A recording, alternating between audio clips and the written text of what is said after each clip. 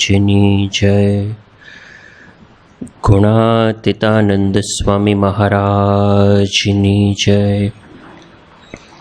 ભગતજી મહારાજની જય. શાસ્ત્રીજી મહારાજની જય. યોગીજી મહારાજની જય. ગુરુ હરિ પ્રમુખ સ્વામી મહારાજની જય.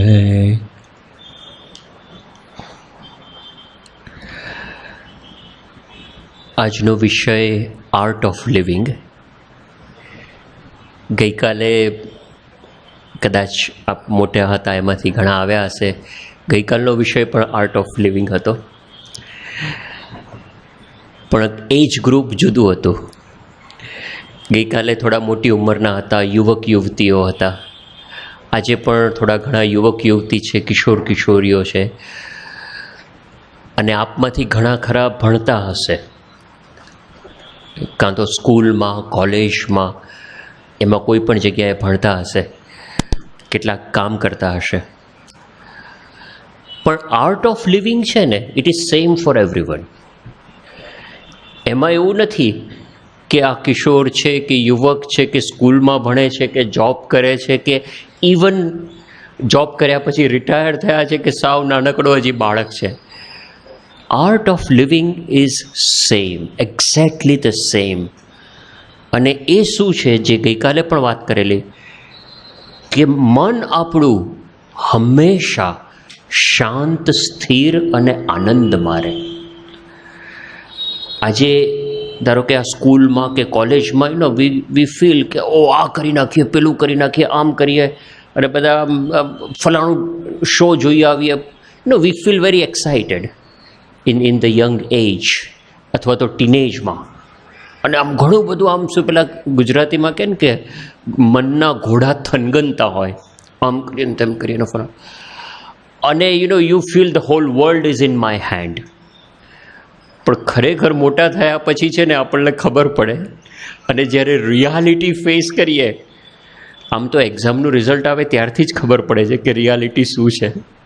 પણ રિયાલિટી ફેસ કરીએ, એડમિશન લેવાનું, આગળ કરિયરમાં જોબ મેળવવાની કે બિઝનેસ કરવાનું, આ કોઈ પણ વસ્તુ આપણે શરૂ કરીએ ને ત્યારે ખબર પડે કે આ આપણે માનીએ છીએ એટલું સહેલું નથી. અને સરપ્રાઇઝિંગલી સ્ટુડન્ટ્સમાં પણ સારી પેઠે ડિપ્રેશન આવે છે. અને આશ્ચર્યની વાત તો એ છે, ત્યાં અમેરિકામાં હું ભણું છું અત્યારે, તો અમેરિકામાં તો એટલી બધી ફેસિલિટીઝ છે સ્ટુડન્ટ્સને.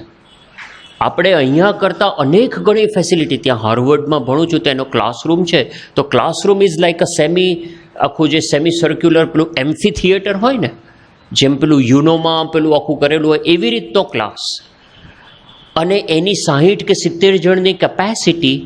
તો પેલી જે બેન્ચીસ હોય, each person has his or her own mic. નાનકડું પેલું માઇક પેલું એ આવે ને એ હોય. અને સામે જે પેલા આપણે સ્ક્રીન આખું જે આપણે વ્હાઇટ બોર્ડ કે બોર્ડ જે કહીએ, તો એ 6 કે 7 પ્રકારના બોર્ડ હોય. એમાં ને 3 કે 4 પ્રોજેક્ટર બધા હોય. અને પ્રોજેક્ટર, એક પ્રોજેક્ટર ઉપર આ કર્યું હોય, બીજા ઉપર આ કર્યું હોય, પછી એ પ્રોજેક્ટરની જરૂર ન પડે, એના પર પ્રોફેસર લખે, એ આખું બોર્ડ નીચે આવે, પ્રોફેસર લખે, અને પછી રોલ કરેલા આખું બોર્ડ ઉપર જતું રહે, કેમ કે એટલો મોટો આખો ચાર્ટ કરવાનો હોય. અને પછી એક સ્વિચ દાબે એટલે એ બોર્ડનો પ્રિન્ટઆઉટ થઈ જાય અને દરેકને ઈમેલ થઈ જાય. ક્લાસમાં જે ડિસ્કશન ચાલતું હોય એમાં જે પ્રોફેસરે લખ્યું હોય બોર્ડ ઉપર, એ બોર્ડ બધા સ્લાઇડ થાય હાથે, ને એકમાં બધા સ્ટુડન્ટ્સ જેટલા હોય ને એને ઈમેલ પણ થઈ જાય કે તમારે ક્લાસ નોટ્સ લેવાની જરૂર નથી, અહીંયા તમે ક્લાસમાં ધ્યાન આપો. એટલી બધી સગવડ. Of course everybody has a laptop, અને દરેકની પાસે લેપટોપ. પણ આટલી બધી સગવડ હોવા છતાં, અને આટલી બધી ફેસિલિટી હોવા છતાં, ત્યાં આગળ એ લોકોએ સર્વે કર્યો કે ભાઈ આટલું બધું હોવા છતાં કેમ students can not perform well. પ્રશ્ન શું છે? પ્રોફેસરો સારામાં સારા છે, ટીચર્સ સારામાં સારા છે, ઇન્સ્ટ્રક્શન સારામાં સારી આપવામાં આવે છે, તો પણ સ્ટુડન્ટ્સ કેમ સારી રીતે પરફોર્મ નથી કરી શકતા? તો એમાંનું મેઇન રીઝન એ લોકોને એ મળ્યું કે મોટા ભાગના સ્ટુડન્ટ્સ છે ને, they feel that they can't do it. કે આપણું કામ નહીં યાર. આ બધું તમે મોટી મોટી વાત કરો કે ભાઈ આપણે આ સ્ટીવ જોબ્સ ને પેલો આલ્બર્ટ આઇન્સ્ટાઈન ને ગમે તેટલા પ્રેરણાદાયક મોટા માણસના પ્રસંગો કોને ઘણી વખત યુ નો આ બધા લેક્ચરમાં there are very inspirational stories. એટલે કે ભાઈ આઇન્સ્ટાઈને જો આવું હતું, આઇન્સ્ટાઈન પહેલાં સ્કૂલમાંથી ડ્રોપ આઉટ થયેલો તો પણ એણે આમ કર્યું. સ્ટીવ જોબ્સ છે એ રીડ્સ કોલેજ છે એમાંથી એ ભણી ન શક્યો તો પણ એણે આમ કર્યું, which is good if we take it positively. પણ ઘણા બધા સ્ટુડન્ટ્સ ત્યાં કેવી રીતે લે, અને અહીંયા પણ હશે એવું એવો આવે તો એનું કામ, મારું કામ નહીં. હું તો આ જે છું બરાબર જ છું. આપણને આ સદી ગયું છે, આપણને આ ફાવી ગયું છે. We don't believe by heart that we can do it. અથવા તો બીજું છે ને, વી ગેટ ઇન્ટિમિડેટેડ એટલે કે આખું જે આ બધું વાતાવરણ હોય ને બધું, એને એમ આપણને થાય કે સારું આમાં હું શું કરી શકું, આમાં મારું કાંઈ કામ નથી. હું એકચ્યુઅલી હાર્વર્ડમાં ભણવા માટે ગયો ને મને એવો જ અનુભવ થયો, કારણ કે મારું બેકગ્રાઉન્ડ આ રિલિજિયસ સ્ટડીઝનું કે હ્યુમેનિટીઝનું હતું જ નહીં. હું ભણ્યો મૂળ ઓરિજિનલી કમ્પ્યુટર સાયન્સ અને માસ્ટર્સ ઇન ફિઝિક્સ એ મેં કર્યું, એટલે ટોટલી સાયન્સનો અને ટેકનિકલ ફિલ્ડનો સ્ટુડન્ટ. પરંતુ ત્યાં આ હાર્વર્ડમાં એડમિશન મળ્યું અને રિલિજિયસ સ્ટડીઝમાં મળ્યું અને માસ્ટર્સમાં મળ્યું સીધું ભગવાનની કૃપાથી. અને એ એડમિશન મળ્યું ને ત્યાં આગળ ગયો. હવે હું તો ભણ્યો પાછો ગુજરાતી મીડિયમમાં છું, એટલે મારું ઇંગ્લિશ પણ એટલું સારું નહીં, ઇંગ્લિશ વોકેબ્યુલરી પણ એટલી સારી નહીં. બધી મહેનત કરી હતી એનાથી થોડીક સારી થયેલી, પણ એક્ઝેક્ટલી આ તો કેવું છે કે લેંગ્વેજ છે ને જેમ તમે વાપરો ને એમ ધીમે ધીમે ઇન્ટરનલાઇઝ થાય અને નેચરલી તમારે શબ્દો આવવા જોઈએ. એવું કે તમે આપણે અત્યારે કેટલું કેવું થાય, મારે પણ એવું થાય કે મનમાં વિચારો ગુજરાતીમાં ચાલતા હોય અને પછી ઇંગ્લિશમાં ટ્રાન્સલેટ થતું હોય અને ઇંગ્લિશમાં ટ્રાન્સલેટ થઈને પેલું બોલાય. પેલું કહે છે ને, પેલું કે ગુજરાતી પેલા એ પૂછ્યું કે ભાઈ આજે ગુજરાતી છે તો ઇંગ્લિશ કર, તો કે ફાઇટિંગ શિવાજી કેમ ઇન કલર. એટલે કે આ કેમ આવશું ફાઇટિંગ શિવાજી કેમ ઇન કલર, એ કે લડતા છે ને શિવાજી રંગમાં આવી ગયા. એટલે ફાઇટિંગ એટલે આપણા ટ્રાન્સલેશન આવા થતા હોય. અને મારે હજી ઘણી વાર એવું થાય કે સાલું આપણને એક્ઝેક્ટ અપ્રોપ્રિએટ શબ્દ છે ને મળે નહીં, અથવા તો કંઈ સૂઝે નહીં, અને એ આપણે જે બોલીએ એનો કંઈ અર્થ ને મિનિંગ બીજો જ નીકળતો હોય. તો હું ત્યાં હાર્વર્ડમાં ગયો, પહેલા જ દિવસે આ ક્લાસમાં જોયું આવી રીતનો ક્લાસ, આટલા બધા સ્લાઇડિંગ બોર્ડ, બધા સ્ટુડન્ટ્સ બેઠેલા, અંદર વાતચીત કરે અને સીધો ક્લાસ શરૂ થયો. અને પ્રોફેસર આવ્યા અને સીધું ડિરેક્ટલી માસ્ટર્સનું આખું પ્રોગ્રામિંગને આને તે શરૂ થયું. અને they are so well prepared આ બધા સ્ટુડન્ટ્સ. આપણને થાય કે હાર્વર્ડ કેમ હાર્વર્ડ છે, પણ ત્યાં પહેલા જ દિવસે એ લોકોએ સિલેબસ આપ્યું. ઓન એવરેજ દરરોજ every day we have to read minimum 100 to 200 pages, 100 થી 200 પેજ. અને આ 100 થી 200 પેજ ટેક્સ્ટ બુક જે હોય ને એ થરલી એકેડેમિક ટેક્સ્ટ બુક, બધી પેલી વાર્તાની સ્ટોરી નહીં કે હેરી પોટર કે જે પણ કંઈ હોય એ નહીં, એના 100 પાના નથી વાંચવાના. આ એક પાનું વાંચતા મારે 10 મિનિટ થાય. અને પછી હું પ્રોફેસર પાસે ગયો, મેં કીધું કે આ તો આટલા 100 પાના મારે એક પાનું વાંચતા 10 મિનિટ થાય છે, અને 100 પાના મારે વાંચવાના એટલે 1000 મિનિટ, અને તો ખાલી ફર્સ્ટ રીડિંગની 1000 મિનિટ. અને દરરોજ જે આટલું વાંચવાનું, તો તમારે આખું કરી 1000 મિનિટ છે જ નહીં આપણી પાસે, દિવસમાં કેટલી મિનિટ છે, વી ડોન્ટ હેવ ટાઈમ. તો મેં કીધું આટલું બધું વાંચવાનું કેવી રીતે? તો કે મેં કીધું એ તો પ્રોફેસર બહુ સરસ વાત કરી કે કલ્પેશ હું નથી વાંચી શકતી. She was a lady professor, કે હું નથી વાંચી શકતી. તો મેં તો કેમ તમે આટલું બધું અસાઇનમેન્ટ આપો છો? એ કે that is the whole learning. કે તમને 100 પેજ ધારો કે પ્રેક્ટિકલી વાંચી સમજી અને એનો સાર કહેવાનો હોય, અને તમારી પાસે ધારો કે પ્રેક્ટિકલી દિવસમાં 8 કે 10 કલાક છે, how will you do it? તમે કેવી રીતે કરશો? એ જ ટ્રેનિંગ છે અહીંયા. અને આમ લિટરલી આમ પેલા પાટડાના ભાર નીચે આપણને દાબી દે ને એમ દાબી. સેમિસ્ટર શરૂ થાય ત્યાંથી પૂરું થાય, 4.5 મહિનાનું સેમિસ્ટર હોય, ઇન્ક્લુડિંગ સેટરડે, સન્ડે ઓર સો કોલ્ડ હોલિડેઝ. એક દિવસ તમારે ઊંચું જોવાનો સમય ના મળે. કીધું યાર આટલું બધું આમ તમે આમ આખો દિવસ ભણ વાંચવાનું, એનાલિસિસ કરવાનું, ડિસ્કશન કરવાનું. કે that is what will train you, that is what will make you different. આપણને એમ થાય ને કે આ થોડું એક્ઝામ છે, આ ચેપ્ટર જવા દઈએ, આ કરીએ. લાંબા ગાળે એ કામ નથી લાગતું. લાઈફમાં લાંબા ગાળે તો ખરેખર હાર્ડવર્ક, સિન્સિયર હાર્ડવર્ક કર્યો અને એ જ કામ લાગે છે. ઇવન આ સ્ટીવ જોબ્સ કે આઇન્સ્ટાઈન, તમે કહો કે કોલેજમાંથી ડ્રોપ આઉટ થયા, પણ સ્ટીવ જોબ્સ એના ફ્રેન્ડના ગરાજમાં બેસીને આ જે મેકિન્ટોશ કમ્પ્યુટર, એપલ જે કમ્પ્યુટર છે કે જેમાંથી પછી એની ટેકનોલોજીમાંથી આઈફોન ને આઈપેડ ને આ બધું બન્યું છે, એના માટે 18-20 કલાક ગરાજમાં, કે જ્યાં પંખો નહીં, એસી નહીં, ત્યાં આગળ બેસી પરસેવે રેબઝેક બેસીને એ કામ કરતો હતો. ત્યારે 3 વર્ષે પાર પડ્યું છે. એમને સહેલું તો પાર પડ્યું નથી. પણ ત્યાં આગળ હું ગયો હાર્વર્ડમાં ને પહેલા જ દિવસે આ ક્લાસરૂમમાં જોયું બધા આટલા વેલ પ્રિપેર્ડ, આટલું બધું વાંચવાનું, બધા ફટ ઇંગ્લિશમાં ડિસ્કશન કરે. તો 4-5 દિવસ સુધી તો હું આમ રીતસર પેલા શું કહેવાય, જેને કંઈ તરતાય ના આવડતું હોય, એક નાનકડા સ્વિમિંગ પુલમાં કોઈ ન ગયો હોય, એને તમે ઊંચકીને મધ દરિયે નાખી દો અને આમ જપડ બુડું ડૂબકા ખાય ને, એવી મારી હાલત કે આ હું ક્યાં આવી ગયો, આ શું થયું, આ શું ચાલી રહ્યું છે આજુબાજુ.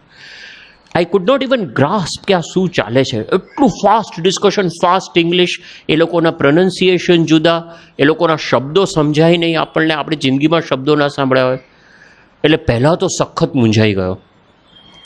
અને પછી 4-5 દિવસ થયા પછી ત્યાં આગળ મને તો ખબર પણ નથી, સ્ટુડન્ટની સાથે જ જે બેઠા હતા એમાં એક છોકરી બેઠી કર્સ્ટન કરીને, એ આવી મારી પાસે અને પછી મને કે Kalpesh, you been here for 4-5 classes, 4-5 class થયા છે, આ છે તે છે, but you have not participated in the class. કે આજે ક્લાસમાં તે ડિસ્કશનમાં ભાગ નથી લીધો, તું બોલતો નથી ડિસ્કશનમાં, તો કંઈક પ્રશ્ન છે તને, તું કેમ ભાગ નથી લેતો? કેમ કે તને કદાચ ખબર નહીં હોય પણ આપણું જે આ ક્લાસ છે ને એમાં ઈચ સ્ટુડન્ટ ઇઝ મોનિટર્ડ. દરેક સ્ટુડન્ટ, 60 સ્ટુડન્ટ હતા એ ક્લાસમાં, દરેક 20 સ્ટુડન્ટ ઉપર એક આ રીતનો સુપરવાઇઝર, એટલે એ પણ સ્ટુડન્ટ, પણ સિનિયર સ્ટુડન્ટ હોય, આપણાથી 4-5 વર્ષ આગળ, પીએચડીને સ્ટુડન્ટ, એ એના 20 સ્ટુડન્ટને માર્ક રાખે કે એ 20માંથી કયો સ્ટુડન્ટ ક્યારે બોલે છે, એ જેટલી વાર ક્લાસમાં પાર્ટિસિપેટ કરે ને એટલી વાર ટીક થાય, અને કેવા લેવલનું પાર્ટિસિપેટ કરે છે એના આધારે એ લોકો નક્કી કરે કે આ વાંચીને આવે છે કે દે ઝીકાઝીક જવા દે છે. એ વાંચીને આવે તો જુદો ગ્રેડ આપે અને એમને પ્રશ્ન પૂછે તો જુદો ગ્રેડ આપે. એટલે મને તો ખબર નહીં કે તમે ક્લાસમાં શું કરો છો એ પણ મોનિટર કરે છે બીજા કોઈ સ્ટુડન્ટ્સ. અને કે તમારે જરૂરી છે આ ફાઇનલ જે એક્ઝામમાં ગ્રેડ આવશે ને એમાં તમારા ક્લાસના પાર્ટિસિપેશનના 30% છે. ઓ બાપરે, આપણને તો ખબર જ નથી. પણ મેં એને પછી શાંતિથી કીધું, મેં તું જો ભાઈ, જો આમાં પ્રશ્ન મારે શું છે કે હું આવું છું ઇન્ડિયાથી, હું ગુજરાતી મીડિયમમાં ભણ્યો છું, આ જે ક્લાસમાં આખું ડિસ્કશન ચાલે છે ને એમાં મને કંઈ ખબર જ નથી પડતી. થોડીક ખબર પડે છે, સાવ સંપૂર્ણ ખબર નથી પડતી એવું નહીં, પણ અમુક જે ઇંગ્લિશ શબ્દો, ભારે શબ્દો, જે ટેકનિકલ ટર્મ્સ, જાર્ગન જેને કહેવાય, એમાં મને ખ્યાલ નથી આવતો. અને પાછો મને પ્રશ્ન છે કે આ હું શું બોલીશ, મારું આટલું ફ્લુઅન્ટ ઇંગ્લિશ છે પણ નહીં, હું બોલી શકીશ નહીં બોલી શકું શું છે?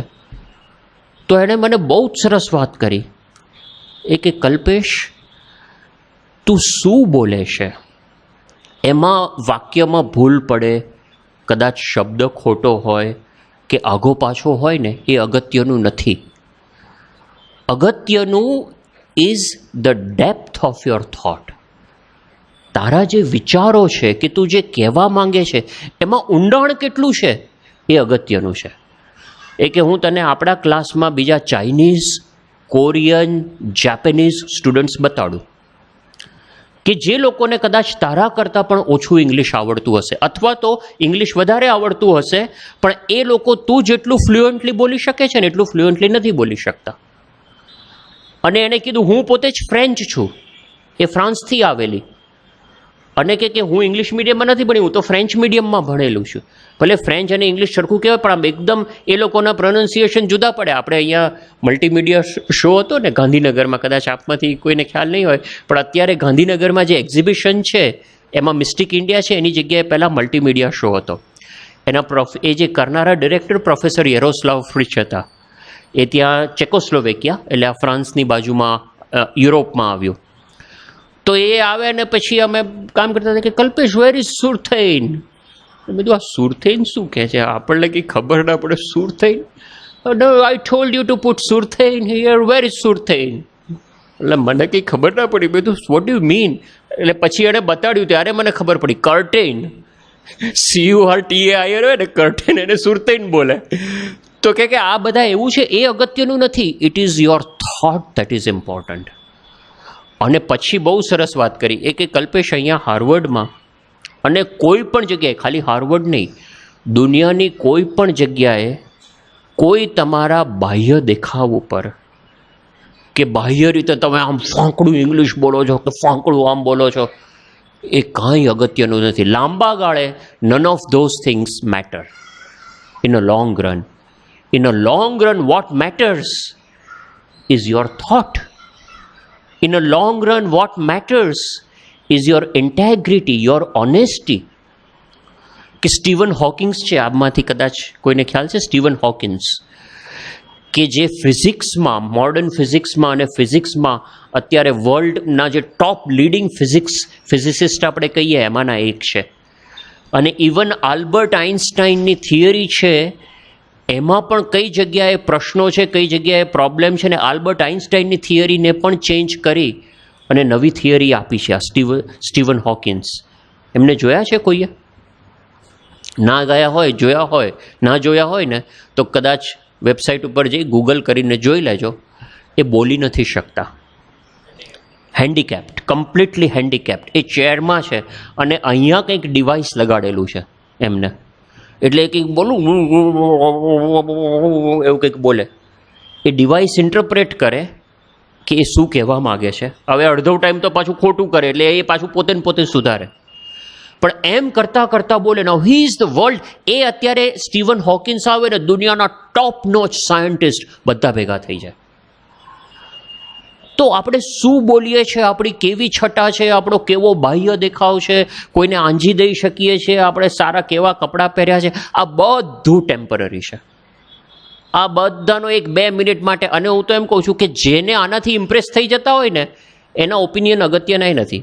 જેની એવી શેલો મેન્ટાલિટી હોય, એવી છીછરી મેન્ટાલિટી, ઓ આ બહુ સારો દેખાય છે કે સારી દેખાય છે કે આ છે કે તે છે, એના આધારે જે નક્કી કરતા હોય એનું લેવલ જ નથી, એના ઓપિનિયનની કાંઈ પડી નથી. The depth is important.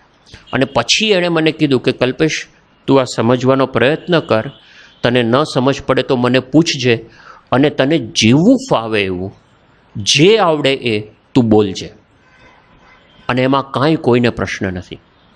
અને એણે જે એ એડવાઇસ આપી એ થ્રુઆઉટ એટલી કામ લાગી. એક ત્યાં હાર્વર્ડમાં ક્લાસ હતો અને એ ક્લાસમાં લગભગ અમે 30 જણા હતા.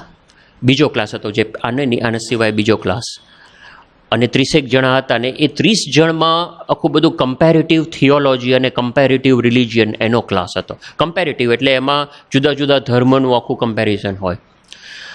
તો એમાં 30 સ્ટુડન્ટ્સમાંથી લગભગ મોટાભાગના એટલે અડધો જેટલા ક્રિશ્ચિયન હશે. એટલે ક્રિશ્ચિયન એટલે નોટ નેસેસરીલી કે પોતે ક્રિશ્ચિયન ધર્મ ચુસ્ત રીતે પાળતા હોય, પણ ક્રિશ્ચિયનને ઊંડાણથી ભણતા હોય, એકેડેમિકલી ભણતા હોય એવા સ્ટુડન્ટ્સ.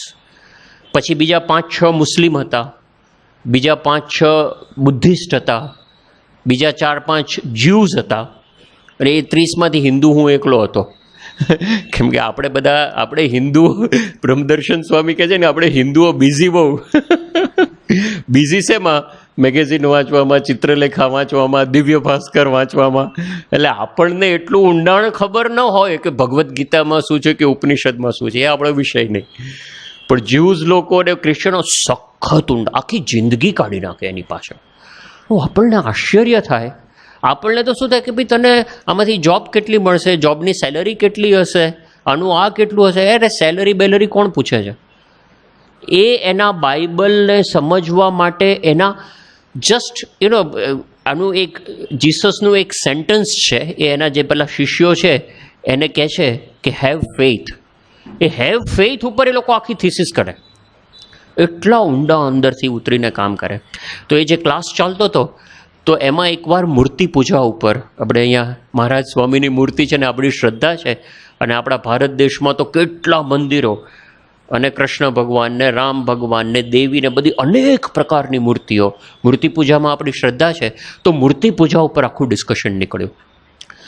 હવે આપમાંથી ઘણા બધાને ખ્યાલ હશે કે ઓલ સેમિટિક રિલિજન, સેમિટિક એટલે ઓર એબ્રાહેમિક રિલિજિયન, એબ્રાહેમિક એટલે ક્રિશ્ચિયાનિટી, ઇસ્લામ અને જ્યુઝ. જ્યુઝ એટલે ઇઝરાયલ, ઇઝરાયલ જે છે દેશ એના જ્યુઝ કે યહૂદી કહીએ આપણે, આ એબ્રાહેમિક રિલિજિયન કહેવાય. આ લોકો મૂર્તિ પૂજાના સખત વિરોધી, ચુસ્ત વિરોધી. અને આપણે ભારતનો ઇતિહાસ ભણ્યા હશે, એમાં ખ્યાલ પણ હશે કે ઘણા વર્ષો સુધી ભારતમાં એક પ્રક્રિયા જે ચાલતી રહી છે કે ભાઈ મંદિરોમાં મૂર્તિઓ તોડો, મૂર્તિ ખંડિત કરો. હવે એની પાછળ હેતુ એ હતો કે મૂર્તિ પૂજા પાપ છે. ભગવાનની મૂર્તિ આપણે અહીંયા સ્વામીની મૂર્તિ ધરાવી છે, એને પગે લાગીએ, એની પૂજા કરીએ, એ પાપ છે. It's a blasphemy. એટલે બહુ એ વર્ડ છે અને બધા જ લોકો એવું માને, આ ક્રિશ્ચિયનોને આને તે બધા જ. એટલે ક્લાસમાં ડિસ્કશન શરૂ થયું.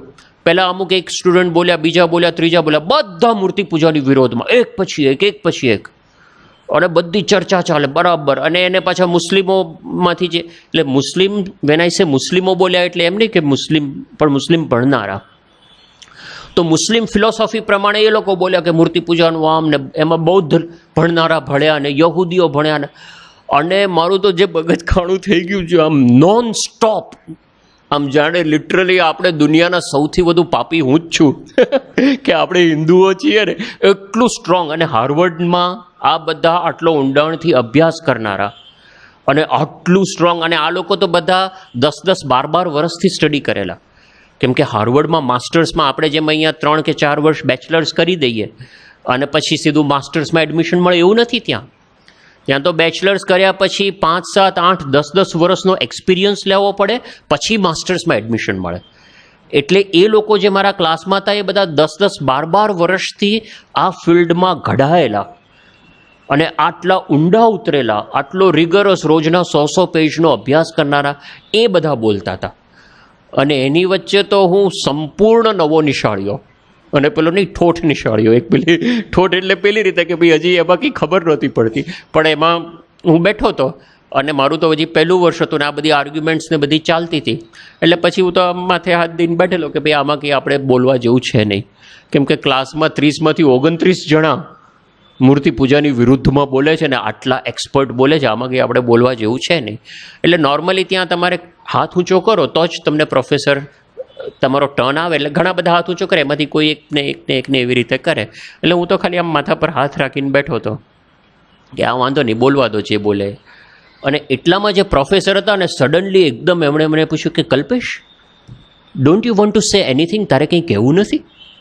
આજે આટલું આખું ડિસ્કશન ચાલે છે, એમાં તારે કંઈ બોલવું નથી? તારે કંઈ કહેવું નથી?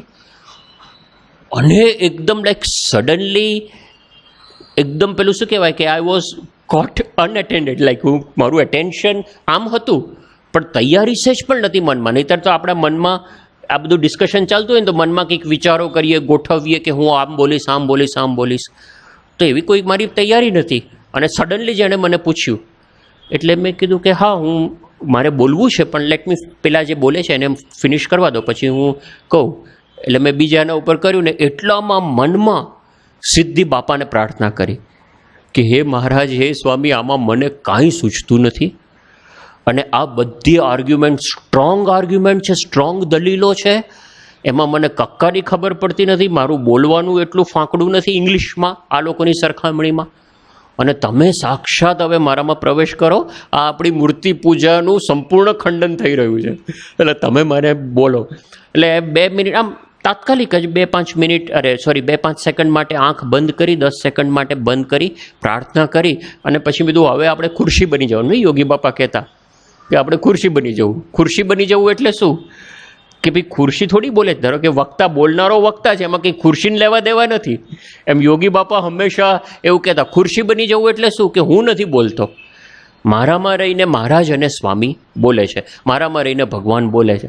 એટલે એમ પ્રાર્થના કરી અને પછી પ્રોફેસરે કીધું કે okay now it's your turn. Sorry, બધા સહેજ આગળ આવશો એટલે બેસતા ફાવે પાછળ.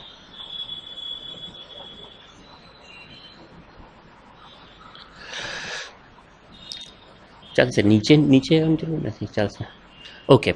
એટલે પછી સ્વામીને પ્રાર્થના કરીને આંખ ખોલીને મેં કીધું હવે જે બાપા બોલાવે એ ઠીક છે. અને પછી પ્રોફેસરે કીધું કે okay now you start speaking. એટલે મેં કીધું આ બધાની મેં આર્ગ્યુમેન્ટ સાંભળી. છેલ્લા લગભગ 1 કલાકથી આર્ગ્યુમેન્ટ ચાલે છે અને આ બધી લોજિકલ આર્ગ્યુમેન્ટ છે. આ પેલું નથી. ધીસ ઇઝ નોટ લાઈક તું સાચો છે ને તું ખોટો છું ને હું સાચો છું ને તું આમ માને છે એવું નહીં. બધા ઠંડે કલેજે, પેટનું પાણી પણ ના હલે એ રીતે, માથા પર બરફની પાટ રાખીને પણ એટલી પાવરફુલ લોજિકલ આર્ગ્યુમેન્ટ કરે ને કે તમને ઊભા કાપી નાખે અને તમને ખબર ના પડે કે ઊભો મને કાપી નાખ્યો. એટલે they are very sharp, very intelligent people. એવી રીતે આર્ગ્યુમેન્ટ ચાલતી હતી. એટલે પછી મેં જે સ્વામીને પ્રાર્થના કરીને મેં કીધું કે આ બધી જ આર્ગ્યુમેન્ટ સાંભળી મેં. ક્રિશ્ચિયન વ્યૂ પોઈન્ટ સાંભળ્યા, મુસ્લિમોના વ્યૂ પોઈન્ટ સાંભળ્યા, બુદ્ધિસ્ટ વ્યૂ પોઈન્ટ સાંભળ્યા. એનો સાર શું છે? કેમ મૂર્તિ પૂજા ન કરવી, અથવા તો મૂર્તિ પૂજા પાપ છે એ શા માટે પાપ છે? તો મોટા ભાગનાની જે જુદી જુદી આર્ગ્યુમેન્ટ કરી એનો તમે સાર કાઢવો હોય તો એ સાર આવી શકે કે ભગવાન ઇન્ફાઇનાઇટ છે, ભગવાન અનંત છે, ભગવાન અગ્રાહ્ય છે એટલે ઇન્ટેન્જિબલ, એટલે ભગવાનને તમે જોઈ શકતા નથી અથવા તો ભગવાનને સમજી શકતા નથી. તમે અનંત છે, એકદમ ઇન્ફાઇનાઇટ છે અને ઇન્ટેન્જિબલ છે, એવા ભગવાનને તમે આ ફાઇનાઇટ મૂર્તિમાં, મૂર્તિ તો ફાઇનાઇટ છે ને કે પથ્થરની બનેલી છે કે 5 ફૂટ કે 6 ફૂટ જેટલાની મૂર્તિ છે, એ મૂર્તિમાં તમે કઈ રીતે લાવી શકો? ઇન્ફાઇનાઇટ વસ્તુને એક ફાઇનાઇટ વસ્તુ રિપ્રેઝન્ટ કઈ રીતે કરી શકે? એટલે તમે એનું અપમાન કરો છો, ભગવાનનું અપમાન કરો છો. જેમ કોઈ રાજા હોય, ચક્રવર્તી રાજા હોય આખી દુનિયાનો, કે અત્યારનો ધારો કે ઓબામા છે તો આખી દુનિયાનો નહીં પણ અમેરિકાનો, ને એ રાજા નથી, એ તો પ્રેસિડેન્ટ છે. પણ તોય તમારે ઓબામાને કેવું હોય ને તો મિસ્ટર પ્રેસિડેન્ટ કહેવું પડે. You can't say hey hi Obama, hi Barack, how are you. તમે એના ઘરમાં ફ્રેન્ડશીપ હોય તો બરાબર છે, પણ બાકી તમે અત્યારે ઓબામા આવે તો યુ હેવ ટુ સે hello mister president, can you please do this. એનું ડિગ્રેડેશન તમે કરો છો. એટલે ઇન્ફાઇનાઇટ ભગવાનને તમે ફાઇનાઇટ મૂર્તિમાં કેવી રીતે રિપ્રેઝન્ટ કરો છો? એટલા માટે આ પાપ છે. બીજું ઇઝ ધેટ યોર આર્ગ્યુમેન્ટ? એ જ તમારી વાત છે? તો બધા કે હા બરાબર છે, કેમ કે આ તો બધી જુદી જુદી આર્ગ્યુમેન્ટ કરેલી, પણ એને મેં કીધું કોન્સોલિડેટ કરી અને એનો સાર આ છે. તો કે હા બરાબર છે, આ જ સાર છે. કીધું ઓકે, જો આ જ પાપ થતું હોય તો મને કોઈ પણ ધર્મનો, ક્રિશ્ચિયનનો, બુદ્ધનો, મુસ્લિમનો, કોઈ પણ ધર્મનો કોઈ પણ એક રીત બતાવો કે જેમાં ઇન્ફાઇનાઇટ ભગવાનને ફાઇનાઇટ ના કર્યા હોય. બધું જીસસમાં ભગવાન છે? તો કે હા જીસસમાં ભગવાન હતા. જીસસ એ લોકો સન ઓફ ગોડ કહે છે, પણ son of God is Trinity. પાછું એનું થોડુંક 3 કે ભગવાન, ભગવાનનો પુત્ર અને હોલી ગોસ્ટ, એ ત્રણેય ભગવાનનું જ સ્વરૂપ છે. એટલે સન ઓફ ગોડ પણ એ ભગવાનનું જ સ્વરૂપ કહેવાય. તો મેં કીધું જીસસ ફાઇનાઇટ હતા કે ઇન્ફાઇનાઇટ હતા? તો કે ના, જીસસ તો ફાઇનાઇટ હતા. જીસસ 5 ફૂટ કે 6 ઇંચ કે જે એમની હાઇટ હતી, એ ફ્લેશ બ્લડ. તો મેં કીધું ફાઇનાઇટ જીસસમાં ભગવાન રહી શકે તો એ ભગવાનનું અપમાન થયું? તો કે ના ના ના, જીસસમાં તો ભગવાન રહે ને તમે બોલી જ કઈ રીતે શકો? મેં કીધું તો જીસસ હતા તો ફાઇનાઇટ, જ્યારે પણ પૃથ્વી પર હતા. અને ફાઇનાઇટ તો કેવા ફાઇનાઇટ કે એમને જ્યારે પેલા ઉપર ક્રોસ ઉપર ચઢાવ્યા તો એમના 2 હાથમાંથી લોહી નીકળ્યું અને પછી ધામમાં ગયા. જેમ કોઈ સામાન્ય માણસને તમે ક્રોસ ઉપર ચડાવો અને ધામમાં જાય, એવી રીતે જીસસ ધામમાં ગયા. તો એવા જીસસમાં ભગવાન એ ફાઇનાઇટ ભગવાન છે કે નહીં? એ ફાઇનાઇટમાં ભગવાન આવ્યા કે નહીં? તો કે હા આવ્યા, પણ તો પણ જીસસ વોઝ એક્સેપ્શન. જીસસ છે એ એક્સેપ્શન ગણાય, જીસસને તમે ના કહી શકો. મેં કીધું ઓકે ચલો, કુરાન, મુસ્લિમો માટે કુરાન અથવા તો ક્રિશ્ચિયનો માટે બાઇબલ, આ 2 પવિત્ર ગ્રંથો છે. કીધું is Quran or is Bible finite or infinite? પુસ્તક છે, અહીંયા તમે પુસ્તક મૂક્યું તો કે ભાઈ આ કુરાન છે, કુરાનના આટલા ઉલમા છે કે પેલા જે એના કહેવાય વર્સિસ છે, એમાં કેટલા છે? તો કે જેટલા છે આટલા છે. એના પાના કેટલા છે? તો આટલા છે. એ કુરાન પુસ્તક પોતે ફાઇનાઇટ છે કે ઇનફાઇનાઇટ છે? તો કે ના, કુરાન તો ફાઇનાઇટ છે. આ જેટલી મસ્જિદો છે એ ફાઇનાઇટ છે કે ઇનફાઇનાઇટ છે? કે ના, મસ્જિદો તો ફાઇનાઇટ છે. ચર્ચ ફાઇનાઇટ છે કે ઇનફાઇનાઇટ? ના, એ ફાઇનાઇટ છે. ક્રોસ, ક્રિશ્ચિયનોનો ક્રોસ ફાઇનાઇટ કે ઇનફાઇનાઇટ? ના, એ ફાઇનાઇટ. તો એ બધી વસ્તુમાંથી ભગવાનનું રિપ્રેઝન્ટેશન થાય છે? તો કે કુરાનમાંથી તો થાય જ છે ને. કુરાનને તમે અડી જુઓ, કુરાનને આમ તમે કંઈ પણ કરી જુઓ તો સીધો જીવ પર આવી જશે કે ના, કુરાન તો ભગવાનનું સ્વરૂપ, વર્ડ, ડબલ્યુ કેપિટલમાં લખે. ક્રિશ્ચિયાનિટીમાં બાઇબલને ધ વર્ડ કહે અને એમાં ડબલ્યુ કેપિટલમાં લખે. જેમ ગોડ છે એમાં જી કેપિટલમાં લખે ને, એમ વર્ડને ડબલ્યુ કેપિટલમાં લખે. આ તો ભગવાનનું સ્વરૂપ છે. તો મેં કીધું દુનિયામાં એક વસ્તુ કોઈ પણ ધર્મની અને સમગ્ર માનવજાતના ઇતિહાસમાં બતાવો કે ફાઇનાઇટ ના હોય. પુસ્તક લો, મૂર્તિ લો, તમે જીસસ લો, મોહમ્મદ પૈગંબર લો, મસ્જિદ લો, ક્રોસ લો, ગમે તે વસ્તુ લો. હવે ઇવન ધ વર્ડ ઇન્ફાઇનાઇટ, આપણે એમ કહે છે ને કે ભગવાન ઇન્ફાઇનાઇટ છે. ઇન્ફાઇનાઇટ એટલે અનંત. તો ઇન્ફાઇનાઇટ શબ્દ પોતે પણ ફાઇનાઇટ છે. ખ્યાલ આવે? ઇન્ફાઇનાઇટ એટલે શું? INF, બરાબર? એ અક્ષરોનો બન્યો. હવે ઇંગ્લિશમાં કેટલા 26. એ 26માંથી આ 8 અક્ષરો ભેગા કરીને તમે ઇન્ફાઇનાઇટ શબ્દ બનાવ્યો. એ પોતે તો ફાઇનાઇટ છે ને. પણ એ શબ્દ તમે બોલો અને મનમાં જે વિચારો ઉત્પન્ન થાય ને કે આવા ભગવાન છે, એ અગત્યનું છે. તો મેં કીધું તમે એમ કહો છો કે મૂર્તિ પૂજા એ ઇન્ફાઇનાઇટ ભગવાનને ફાઇનાઇટમાં કર્યા એટલે પાપ. તો એ જ ઇન્ફાઇનાઇટ ભગવાનને તમે કુરાનમાં માનો છો, એ પાપ. એ જ ઇન્ફાઇનાઇટ ભગવાનને જીસસમાં માનો છો, એ પાપ. તો પાપ, બધી વસ્તુ પાપ જ થઈ.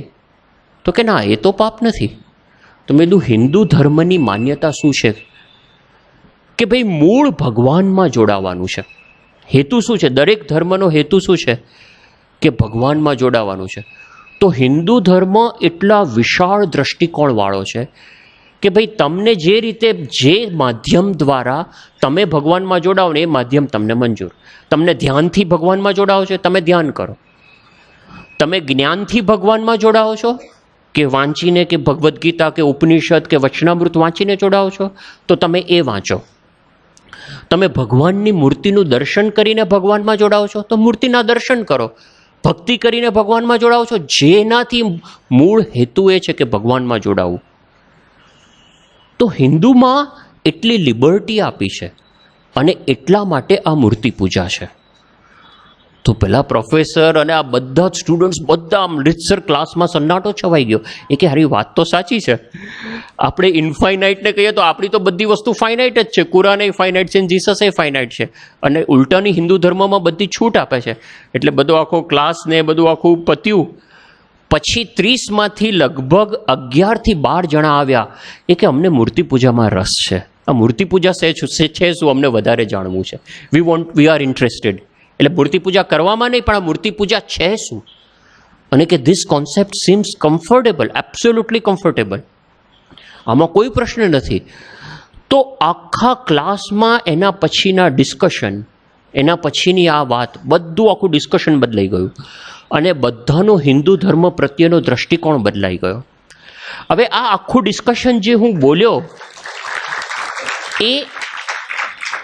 એ ડિસ્કશન મારે, એ જે હું ક્લાસમાં એ બધાની વચ્ચે જે હું બોલતો હતો ને, તો એ લોકોના જેટલું કોઈ આપણું ફાંકડું ઇંગ્લિશ નથી.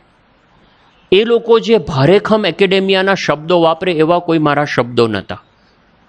અને મારા બોલવામાં પણ હું એમ નથી કહેતો કે આપણે ભૂલ રાખવી અને ન શીખવું, એટલે એ રીતે કોઈ ન લેશો. પણ આ તો એ વખતે જેટલી હું જે લેવલે હતો ને જેટલું આવડતું હતું એટલાથી હું ભગવાનને યાદ કરીને બોલ્યા. પણ કહેવાનો હેતુ શું છે? કે બાહ્ય દેખાવ, બાહ્ય શબ્દો, બાહ્ય ઇમ્પ્રેશન્સ, કોઈને આંજી દેવા છાંટ, એ અગત્યનું નથી. અગત્યની વસ્તુ ઊંડાણ છે. અને એ ઊંડાણ છે ને બાહ્ય છીછરાપણામાં આવતું નથી. છીછરીઓ આ કર્યું ને તે કર્યું ને ફલાણું કર્યું ને આમ મજા કરીને તેમ મજા કરી, એમાં ઊંડાણ નથી આવતું. એમાં તો રોવાનો વારો આવે છે. હું ત્યાં પિલાનીમાં ભણતો હતો, તો પહેલાં જ દિવસે પિલાનીમાં હું ગયો અને વેરી ફર્સ્ટ ડે ત્યાં આગળ મારા પેરેન્ટ્સ મૂકવા માટે આવેલા. એ મને મૂકી અને જેવા હજી એ લોકો બસ સ્ટેશને પહોંચ્યા હશે અને હું એમને મૂકીને પાછો આવ્યો અને હજી વિંગમાં એન્ટર થતો, તો first day first hour so to say practically, અને મને એક સિનિયર મળ્યો અને કે હે ફ્રેશ કમ હિયર. હવે ત્યાં છે ને પિલાનીમાં રેગિંગ બહુ થતું હતું હું જ્યારે ભણતો હતો ત્યારે. મને ખ્યાલ નથી અહીંયા આપને ખ્યાલ છે કે નહીં રેગિંગ શું છે. અહીંયા થાય છે કોલેજમાં રેગિંગ? લગભગ નથી થતું, પણ હવે તો ઓછું થઈ ગયું છે. પણ પહેલાંના જમાનામાં રેગિંગ બહુ હતું. બહુ ટૂંકમાં કહું રેગિંગ શું. રેગિંગ એટલે તમે કોલેજમાં જ્યારે ભણવા જાઓ ને ત્યારે શરૂઆતમાં હજી તો સ્કૂલમાંથી ગયા હોય 12મા ધોરણમાંથી, ત્યાં સુધી તો એકદમ પ્રોટેક્ટેડ એન્વાયરમેન્ટમાં હોય. ઘરમાં પાણી માંગો ને મમ્મી દૂધ આપતી હોય, લે બેટા ભણ, લે બેટા વાંચ, લે બેટા આમને એમ બધું ચાલતું હોય. અને તમે કહો આમાં નથી ખાવું ને આમ નથી ખાવું તેમ નથી ખાવું, તો આ બીજું કરી આપીએ. એટલે બધું મોટાભાગને લાલન પાલન ને લાલપાડમાં મોટા થયેલા હોય અને કોલેજમાં જાય તો કોલેજમાં આખું વાતાવરણ બદલાય. અને એમાં પણ પર્ટિક્યુલરલી જો હોસ્ટેલમાં રહેવાનું થાય ને તો એક સામટી બધી જવાબદારીઓ ને બધું આવી જાય અને કોલેજનું આખું વાતાવરણ બદલાય. તો કોલેજમાં મૂળ ઓરિજિનલ કોન્સેપ્ટ એવો હશે કે ભાઈ આ જે નવા છોકરાઓ આવે ને એને સિનિયર્સ લોકો, એના જે સિનિયર હોય ઘણા, એ લોકો ટ્રેન કરે. એટલે ઘરની જે પેલું શું કહેવાય મમ્મી પપ્પાની ને લાલન પાલનની ને જે પેલું એમાંથી બહાર કાઢી અને થોડા કોલેજના વાતાવરણમાં ટ્રેન કરે. એ ઓરિજિનલ કોન્સેપ્ટ હશે, એનાથી રેગિંગ શરૂ થયું હશે. પણ પછી રેગિંગ હેઝ બીકમ ફન. અને અમારા સમયમાં રેગિંગ હેડ બીકમ ટોર્ચર. ઇવન ફિઝિકલી પણ રેગિંગ થતું હતું અને પછી તો એના પર રિસ્ટ્રિક્શન સારું એવું આવી ગયેલું. પણ પહેલાં 1 મહિના તમે જાઓ ને એટલે પહેલાં 1 મહિના સુધી તમારા સિનિયર વિદ્યાર્થીઓ તમારું રેગિંગ કરે. અને જે નવા આવનારા હોય ને દે આર કોલ્ડ ફ્રેશર્સ, અથવા તો ટૂંકમાં ફ્રેશ એવી રીતે એને બોલાવે. અને પછી બોલાવે એ ફ્રેશ અહીંયા, અને મોડું તો શું એની મજાક ઉડાડે, તોફાન કરે, મસ્તી કરે. અમારે ત્યાં બોલાવે અને પછી કે have you ever bin two Kashmir? કે તું કાશ્મીર ગયો છું ક્યારે? એટલે આપણે કહીએ ના હું નથી ગયો કાશ્મીર. કે ચાલ હું તને કાશ્મીર મોકલું. એટલે કે કાશ્મીર કેવી રીતે? તો એના રૂમમાં જે માળિયું હોય ને કે ત્યાં ચડી જાય. એટલે કીધું આ કાશ્મીર કેવી રીતે? એ કે જો હું ભારતીય છું અને ભારત મારો દેશ છે, એટલે મારો રૂમ છે ને એ જ આખો ભારત છે. એટલે મારા રૂમમાં હું જ્યાં રહું છું, પિલાની આપણું વચ્ચે સેન્ટરમાં આવ્યું, એટલે મારો પલંગ પિલાની જે અમારી કોલેજ. તો હું જો પિલાની હોઉં તો આ કાશ્મીર થયું ને. પછી કે તું ચેન્નાઈ એટલે કે મદ્રાસ ગયો છું? તો કે ના. તો એને પલંગની નીચે જતા રહેવાનું અને પલંગની નીચે 2 કલાક પડ્યા રહેવાનું. એ ટાઈપના બધા જાતના જુદા હોય. એક જણો સિનિયર મને મળ્યો ને તો પછી મને કે તું તને એસે લખતા આવડે છે? મેં કીધું થોડો ઘણો. તો કે તારે મારા માટે એક એસે લખી આપવો પડશે. મેં કીધું શું છે એનો ટોપિક શું છે? તો એ વખતે રાહુલ ગાંધી જે અત્યારે છે ને સુપર પોલિટિશિયન આપણા, એ રાહુલ ગાંધીના ફાધર રાજીવ ગાંધી, અને એમને પેલું શું કહેવાય બાલ્ડ હતા, ટાલબાલ હતી. તો એ કે ટોપિક તારે એ લખવાનો કે ચાઇનાની મોટામાં મોટી રિવર હવાંગ હો રિવર, એ નદીમાં ફ્લડ આવે તો એની રાજીવ ગાંધીના ટાલ પર શું અસર થાય, એના પર નિબંધ લખી આપ. અને તમારે લોજિકલી લિંક લાવવાની હો, ગમે તેમ કરીને કે એના પર ટાલ પર આમ થયું ને એના કારણે આ ફાક થયો ને એના કારણે આ તેલ થયું ને વોટેવર. એટલે આ ટાઈપનું. એટલે ઇટ ઇઝ ફન ક્યારેક it can become torture as well. પણ આ પહેલા જ દિવસે હું ત્યાં ગયો ને પછી એ જે સિનિયર હતો ને એ સેડ હે ફ્રેશ કમ હિયર. એટલે હું ત્યાં ગયો ને પછી એણે પૂછ્યું કે વોટ્સ યોર નેમ? મેં કીધું કલ્પેશ. કે વેર આર યુ ફ્રોમ? મેં કીધું Ahmedabad. Oh you are a Gujju. આપણી બહુ ટિપિકલ છાપ છે ભારતના બીજા શહેરમાં અને ઇન્ટરનેશનલી એઝ ગુજ્જુઝ. કેમ કે આપણા બધા પ્રોનન્સિએશન, આપણા ઇંગ્લિશ પ્રોનાઉન્સ, આપણે બધું આ બધું બહુ ટિપિકલ હોય. મારે જ પ્રશ્ન થયેલો. હું ત્યાં ગયેલો અને પહેલા જ દિવસે જઈને થોડાક દિવસમાં જઈને મેં કીધું, એક જણે કીધું excuse me, can you give me your note? એટલે પેલો કે વોટ ડુ યુ મીન? મેં કીધું આપણે ગઈકાલે પેલું જે ક્લાસ હતો ને, I was not there, I was not present. So can you please give me your note? I go, what do you mean by note? મેં કીધું તે જે કંઈ પેલું ક્લાસમાં લખ્યું છે ને, oh you mean notes. પણ તમે જોજો અહીંયા આપણે મોટા ભાગના કે તારી નોટ આપને. હવે નોટ એટલે ગાંઠ થાય ઇંગ્લિશમાં. આપણે પેલી નોટ બાંધે ને ગાંઠ, એ થાય. તો એ અમારી બેચમાં ફેમસ થઈ ગયું અને બધા કેટલાય છોકરાઓ છોકરીઓ આવીને મને પૂછે, Kalpesh do you want my note? નહીં આમ સોરી, કેમ કે આ બધું આપણે આ બધી બાબતો વધારે થઈ જાય. તો આ મને બોલે oh you are a Gujju, very good, come here. અને પછી કે વોટ ડીડ યુ સ્ટડી ને આમ ને તેમ ને મને પૂછ્યું ને એના રૂમમાં લઈ ગયો. અને પછી રૂમમાં લઈ જઈને મને કે okay C I am very notorious senior. Notorious એટલે આમ પેલું શું કહેવાય, તોફાની તત્વો જે આપણે કહીએ ને, થોડા વંઠેલા તત્વો તોફાની, કે હું એવો છું. But you look very cute, very innocent, so I want rag you. એટલે હું તને બહુ રેગિંગ તારું નહીં કરું. તું આમ શું કહેવાય, પેલો આમ ઇનોસન્ટ, પેલો નાનકડો ગભરું બાળક હોય ને એવો તું લાગે છે, એટલે તું ચિંતા ના કરીશ. પણ હવે તું સ્કૂલમાંથી, તું નાનકડી 12મા ધોરણની સ્કૂલમાંથી હવે કોલેજમાં આવ્યો છું, આવી પિલાની બિટ્સ પિલાની જેવી મોટી કોલેજમાં. So you should now behave like a collegian. એમ કોલેજનો હોય ને એવી રીતે તારે બિહેવ કરવું જોઈએ. અને you know what is the first thing that you should do to become a collegian? મેં કીધું no, you should start smoking. તારે સ્મોકિંગ કરવાનું શરૂ કરો. હવે તું આમ મોટો થઈ ગયો, એટલે લેટ સ્ટાર્ટ સ્મોકિંગ ટુડે. આજે આપણે સ્મોકિંગ શરૂ કરીએ. એટલે મેં કીધું sorry, excuse me, I don't smoke. એ કે yeah I know you don't smoke. મને ખબર છે કે તું નથી કરતો, that's why I am telling you. એ કે all the kids who come from this schools they don't smoke, but now you should. You are in a college, so let smoke. અને પછી કે see I have got the best brand ને આમ ને તેમ ને, અને બધી ફોરેનની બ્રાન્ડની સિગરેટ કાઢી. એ કે see here it is, let smoke. અને કે હું તો તને બહુ પ્રેમથી કહું છું, હું ક્યાં તારું રેગિંગ કરું છું. બાકી રેગિંગમાં તો બહુ જ સિનિયરને તમને ટોર્ચરને એમ જ કરવું પડે. 24 કલાક સુધી રેગિંગ કરે. તમે એને ના કહી શકો કે મારે જમવા જવું છે, કામ કરવા જવું છે, એટલે દે ટેક કેર ઓફ યુ. પણ આવું ચાલે કે હું ક્યાં તારું રેગિંગ કરું છું, તો તને પ્રેમથી કહું છું, તું લે, હેવ અ સ્મોક. મેં કીધું નો, આઈ ડોન્ટ વોન્ટ. એટલે મેં એને 4-5 વાર મને કીધું, મેં 4-5 વાર બહુ પ્રેમથી શાંતિથી ના પાડી.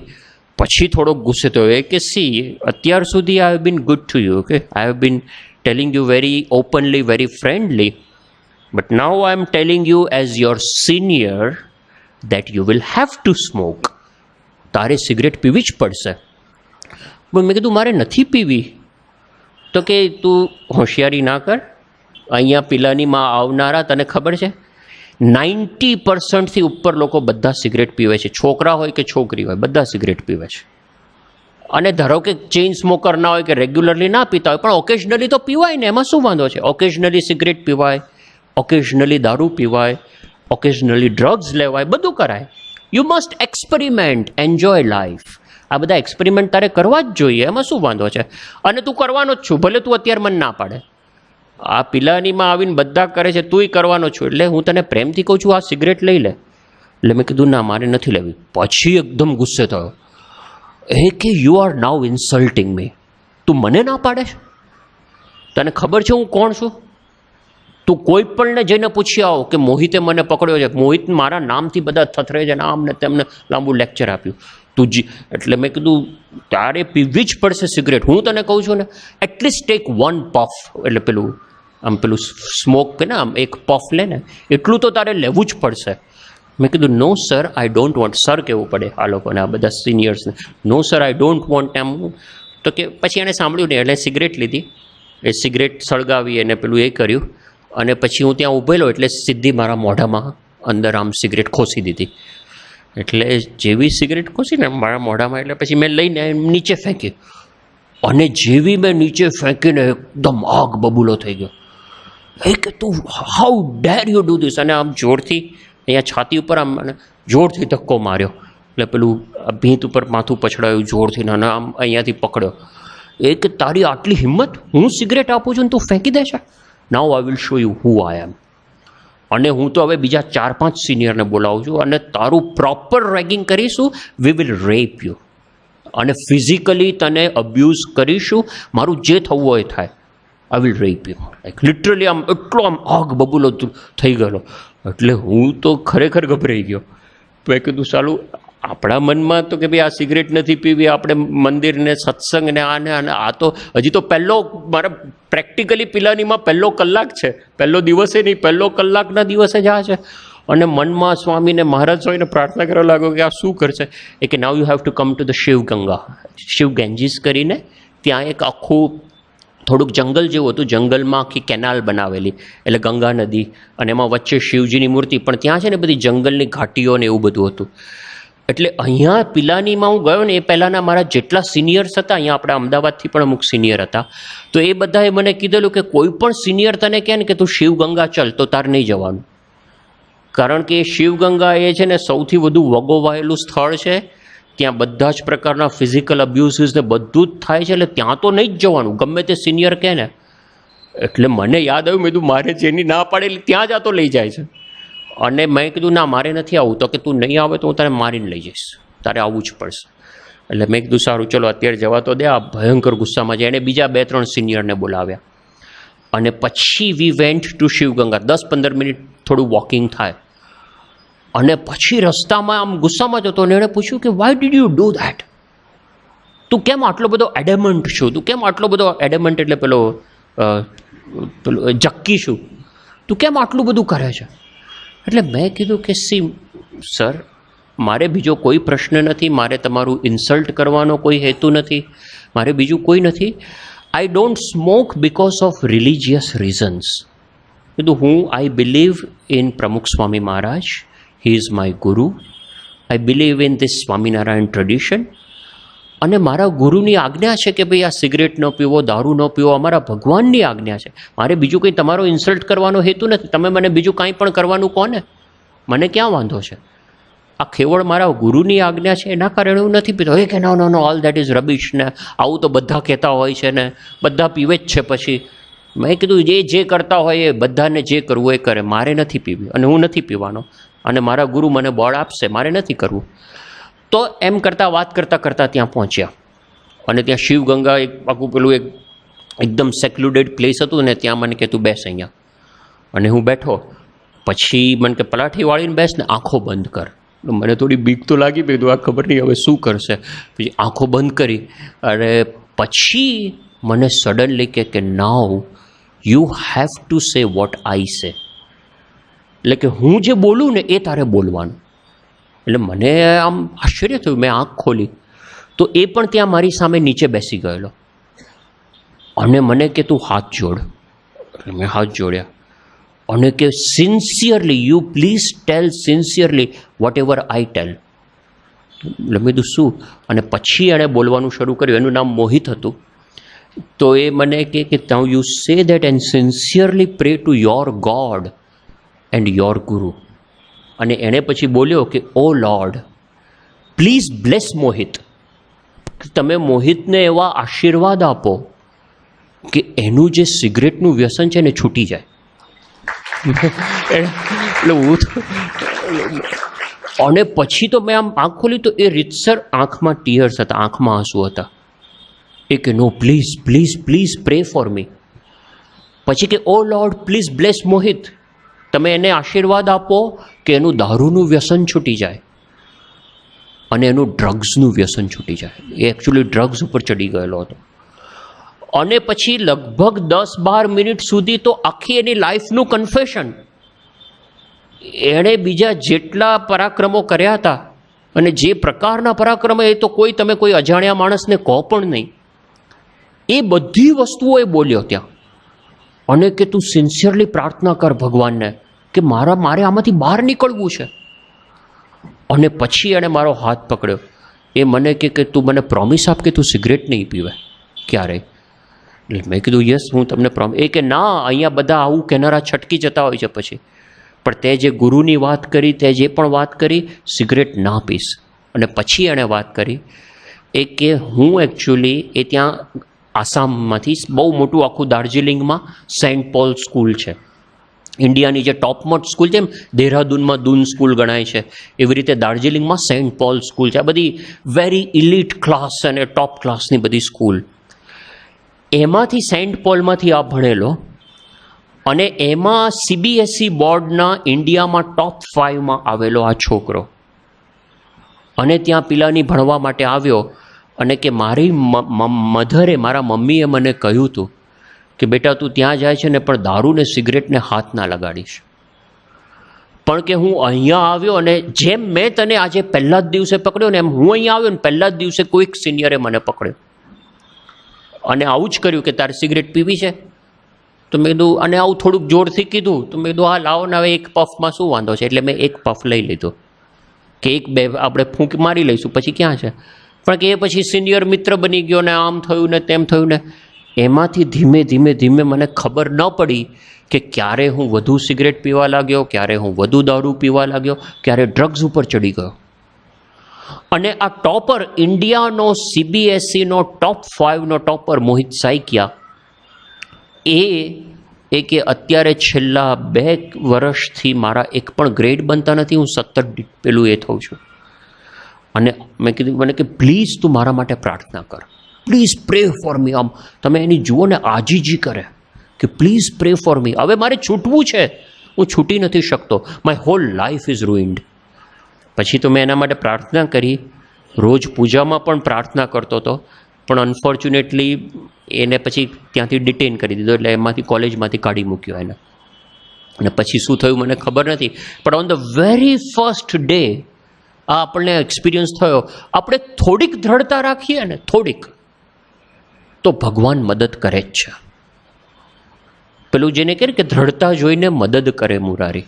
આપણે થોડી થોડી વાતમાં આમ તેમ ફસકી જઈએ ને, તો પછી આ ખરેખર એટલા બધા મારા ત્યાં આગળ પિલાનીમાં અને ઇવન હાર્વર્ડમાં બધા ટોપ નોચ પેલા થઈને આવેલા હોય, પણ આ થોડાકમાંથી લપસે, એમાંથી લપસે અને ક્યારે ક્યાં પહોંચી જાય ને કશી ખબર પડતી નથી. આવા તો એટલા બધા કેસીસ ત્યાં આગળ આપણે જોયેલા છે.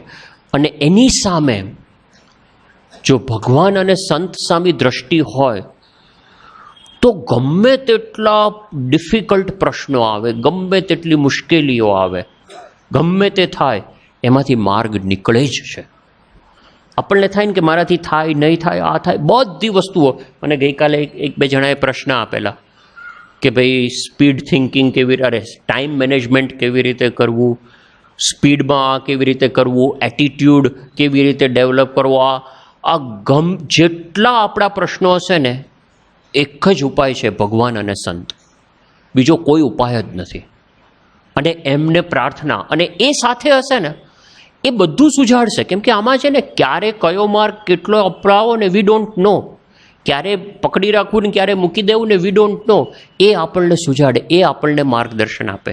ત્યાં પિલાનીમાં જ હું પછી આગળ ભણતો હતો, તો જેમ અહીંયા હાર્વર્ડમાં પ્રશ્ન થયો કે હારું મને પહેલાં કાંઈ સૂચતું જ નહોતું, અને હવે હાર્વર્ડમાંથી પછી હવે ધીમે ધીમે ભગવાનની જ કૃપાથી એવું થયું કે અત્યારે હાર્વર્ડ જે અમારું કામ ચાલે છે એમાં હાર્વર્ડ તો ઇન્વોલ્વ છે જ, પ્લસ ઓક્સફર્ડ. હમણાં 2 મહિના ઓક્સફર્ડ રહેવાનું થયું, તો Oxford is now interested in our project કે ભાઈ આ તમારો પ્રોજેક્ટ, તમારો ડેટા શું છે. એટલે ભગવાનની કૃપાથી બધું ધીમે ધીમે સેટ થતું જાય છે. પણ શરૂઆતમાં બહુ તકલીફ પડે, શરૂઆતમાં બહુ જ મૂંઝવણ પડે. એમાં સહારો ભગવાન આપે છે, સંત આપે છે. ત્યાં પિલાનીમાં હતો તો અમારે 4th યરમાં V head to take સમ ઇલેક્ટિવ્સ. ધારો કે કમ્પ્યુટર સાયન્સના કમ્પલસરી ડિસિપ્લિનરી કોર્સીસ હોય, એટલે આખા સેમિસ્ટરમાં 7+7 14 કોર્સ લેવાના હોય. તો એ 14માંથી 7 કોર્સ કમ્પલસરી હોય અને બીજા 7 કોર્સ ઇલેક્ટિવ્સ હોય. એટલે ઇલેક્ટિવ્સ એટલે શું કે there is a pool of around 20-25 courses. 20-25 course offer થતા હોય, એમાંથી તમને જે કોર્સ સૌથી વધુ ગમે ને એ કોર્સ તમારે લેવાનો. એવી રીતની ત્યાં આગળ બધી સગવડ છે. તો મોટાભાગના વિદ્યાર્થીઓ શું કરે કે 25માંથી જે કયા કોર્સ લેવાના, જે 7 કોર્સ આપણે લેવાના હોય, તો મોટાભાગના વિદ્યાર્થીઓ સહેલા કોર્સ નક્કી કરે. કેમ કે ભાઈ શું જલ્દી પતી જાય ને, એમાં બહુ મહેનત ના કરવી પડે, એમાં બહુ પેલું ન કરવું પડે આપણને. એટલે મારી સાથે જે ગ્રુપમાં બધા હતા ને, મોટાભાગના એવરીબડી થોટ કે આપણે કમ્પ્યુટર ગ્રાફિક્સ અને એવા બધા જે કોર્સીસ છે ને, they are very easy courses, તમે ફટાફટ કરી શકો. ડેટાબેઝ મેનેજમેન્ટને લગતા કોર્સીસ હોય, દે આર ઇઝી કોર્સીસ. પણ તમે એકચ્યુઅલ ડેપ્થમાં, ઊંડાણમાં ઉતરો અને જે કોર્સીસ હોય ને, એ બધા કોર્સીસ કોઈ લે નહીં. તો મેં પણ એવી જ રીતે નક્કી કરેલું કે આપણે આ પ્રકારના બધા કોર્સીસ લેવા. અને પછી દર વખતે અમારે વેકેશન પડે એટલે વેકેશનમાં સ્વામી બાપા જોડે વિચરણમાં હોઈએ, અને પછી વિચરણ પૂરું થાય ને વેકેશન પતે એટલે પછી પાછું સીધું પિલાની ભણવા જવાનું.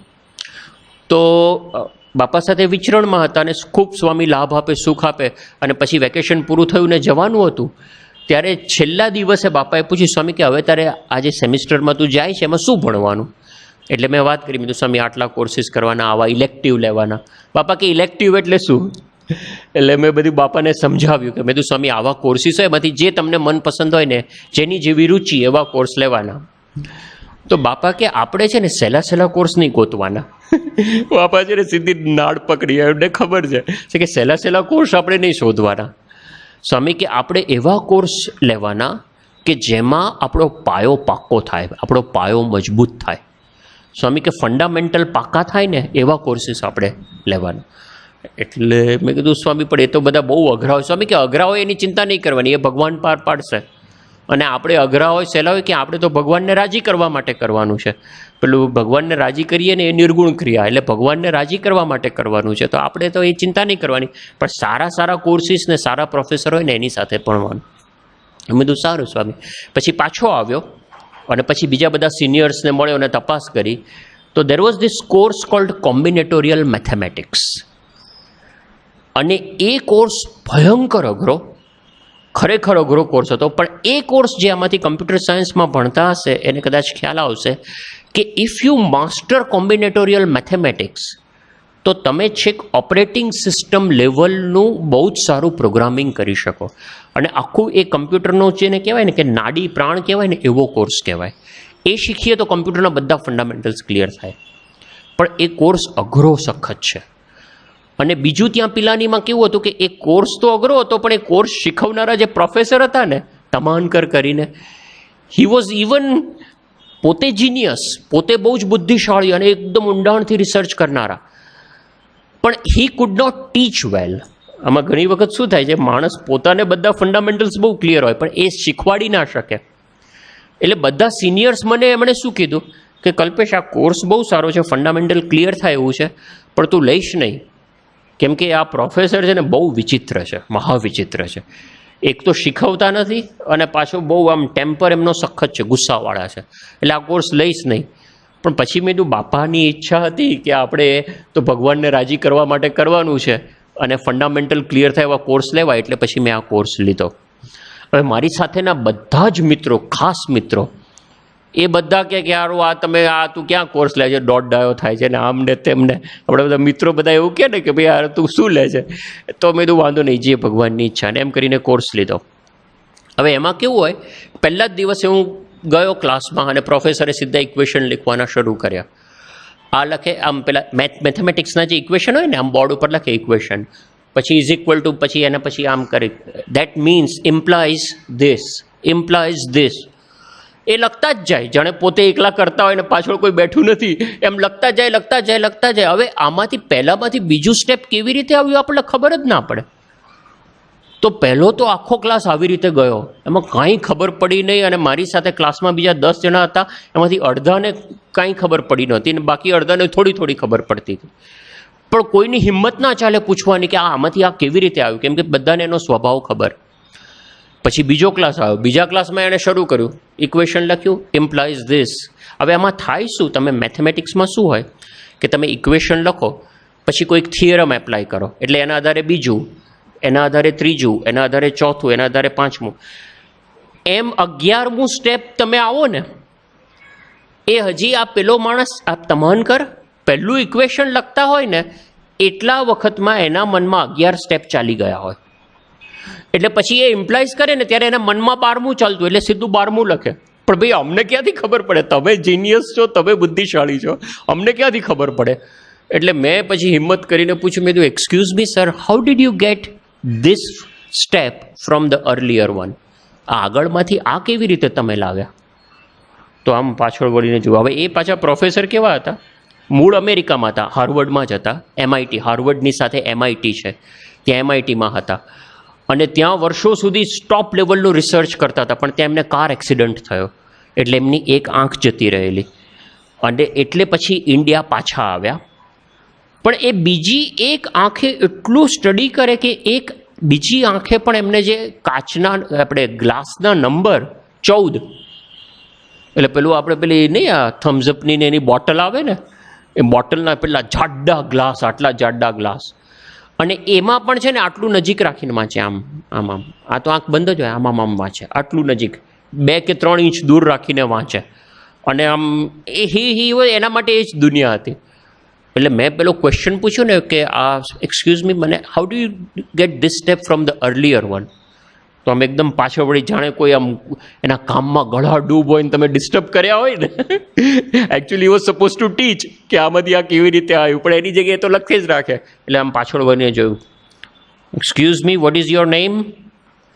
એટલે મેં કીધું કલ્પેશ. ફૂલ name, what is your full name? મેં કીધું Kalpesh Bhatt. Okay mister Bhatt, if you do not understand such simple thing that how did I get this from this, get out of the class. એટલે મેં કીધું but excuse me sir, I mean it may be simple for you but I don't understand. મને ખબર નથી પડતી, તમારા માટે simple હશે, but can you please explain? No no no Bhatt, please understand, this is combinatorial mathematics. This is not your computer graphics and this is not your linear algebra. એ બધા ફાલતુ જે તમારા બીજા બધા કોર્સિસ હોય ને એવા કોર્સિસ નથી. આ કોમ્બિનેટોરિયલ મેથેમેટિક્સ છે. આમાં યુ નીડ ઇન્ટેલિજન્સ, બુદ્ધિ જોઈએ તમારે આ કરવા માટે. અને આટલું તમને ખબર ના પડતી હોય તો you don't deserve to sit in the class, get out. એટલે સારું, આપણે તો બધાની વચ્ચે સખત સીધું અપમાન જ. અને પરહેપ્સ હી મેન્ટ ધેટ કે ભાઈ તને જો આટલી ખબર ના પડે તો આગળ કાંઈ નહીં ખબર પડે. કદાચ એ વાત સાચી પણ હશે એમની, પણ એ જે હોય એ પણ બને કે તું એટલે હું તો પછી આમ નીચું કરીને બેસી રહ્યો. બીજું વાંધો નહીં, હવે જે હોય આપણે કીધું છે. પછી તો મેં કીધું આ કોર્સમાં આપણે કરવું નથી. આપણે બાપાએ કીધું કે ફંડામેન્ટલ કરવું ને પાકા કરવા, અભરખા કરી લીધા. હવે આ કોર્સ કરવો નથી, આ કોર્સને ડ્રોપ ઓફ કરી દઈએ. ત્યાં એવી પાછી સિસ્ટમ હોય કે તમે એક ફોર્મ ભરો ને તો એ કોર્સ ડ્રોપ થઈ જાય. એટલે એ તમારી પછી ગ્રેડ શીટમાં કે માર્કશીટમાં ન આવે. અને એની પાછી ડેડલાઇન હોય કે ધારો કે 18મી ઓક્ટોબર કે એવી ડેડલાઇન હતી, એ ત્યાં સુધીમાં તમે એ ફોર્મ ભરી દો અને ડ્રોપ કરી દો તો પછી you don't need to take exams or you don't need to, એ તમારી ગ્રેડમાં ના આવે. એટલે બીજે દિવસે મેં જઈને વિચાર કર્યો, મેં કીધું હવે આ કોર્સ આપણે કરવો નથી ને આપણે ડ્રોપ કરી દઈએ. આટલું ઇન્સલ્ટ આ કર્યું છે પ્રોફેસરો, આપણે નથી કરવો. એટલે મારો મૂડ ઉડી જ ગયેલો. પણ જેવું મારા મનમાંથી થયું ને મને બાપાની મૂર્તિ યાદ આવી. જે બાપાએ ગોંડલમાં વાત કરેલી, સ્વામી કે આપણે સહેલું સહેલું નહીં ગોતવાનું. આપણે કોર્સ ભલે અઘરો હોય પણ ભગવાનને રાજી કરવા માટે કરવાનો છે, અને ભગવાન મદદ કરશે એટલે આપણે કરવો. એટલે પાછું આમ થોડું બળ આવી ગયું કે હવે ભગવાન આપણી સાથે છે, ભગવાન મદદ કરશે, આમ તેમ ફલાણું એમ કરી. એટલે હું પછી જેટલું બને વધારે વાંચવા લાગ્યો, વધારે ઊંડાણથી કરવા લાગ્યો.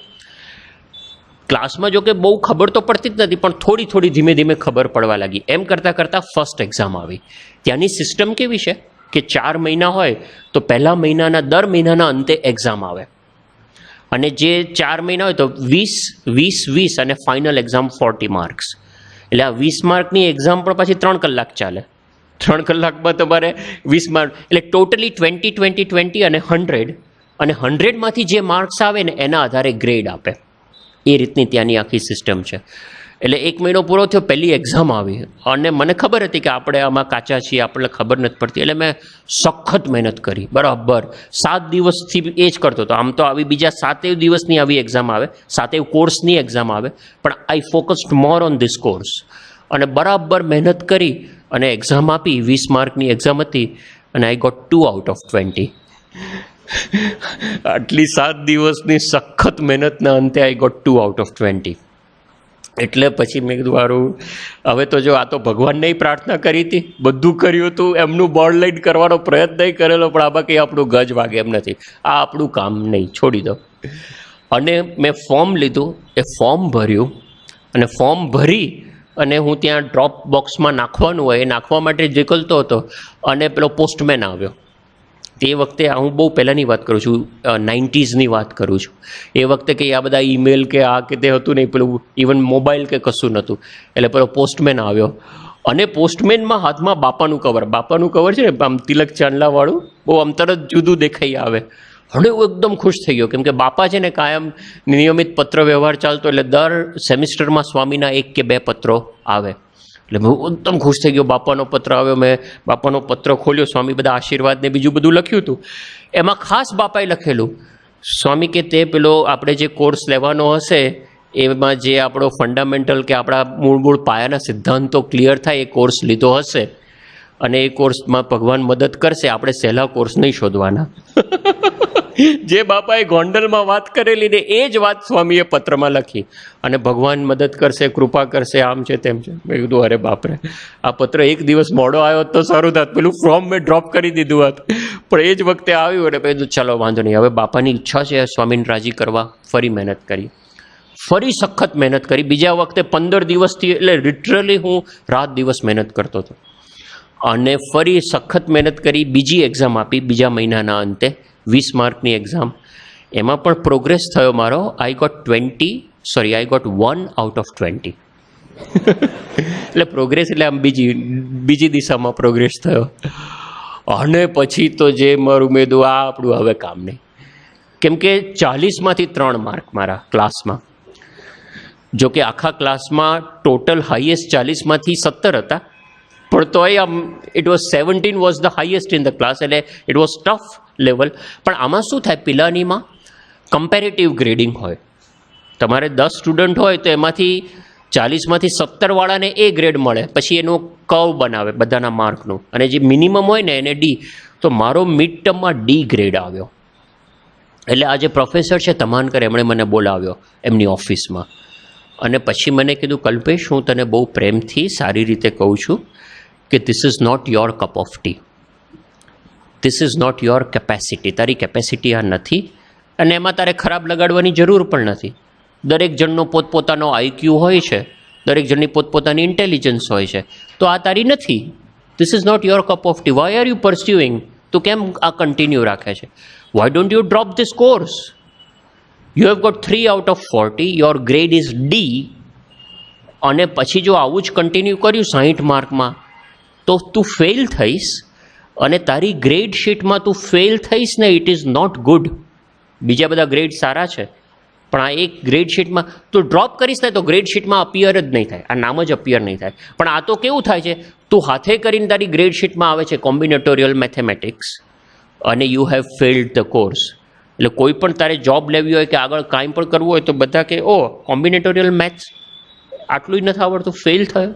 હવે એ બધું કોઈ પૂછવા નથી આવતું પ્રોફેસર કેવા હતા, તમાનકર કેવા છે, એ કેવા પેપર કાઢે છે, કોઈ નથી પૂછતું કે so it's wise drop the course. એટલે મેં કીધું હવે તો નક્કી જ થઈ ગયું. પ્રોફેસર સામેથી બોલાવીને મને કહે છે. એટલે હું પાછો લઈ આવ્યો, ફોર્મ ભર્યું, અને હું કોર્સ જે છેલ્લી એટલા વખતમાં જે ત્રીજી એક્ઝામ હતી, 20 માર્કની ત્રીજી એક્ઝામ 18 ઓક્ટોબર, એના આગળના દિવસે 18 ઓક્ટોબરે હું ફોર્મ લઈ અને ડ્રોપ કરવા માટે જતો હતો. અને સમહાવ એવું કે મેં મારા મનમાં વિચાર નહોતો કર્યો, મારા મનમાં ફિટ જ હતું કે આ ડ્રોપ જ કરવું છે, પણ એક કોર્સ ડ્રોપ કરવા માટે જતો હતો.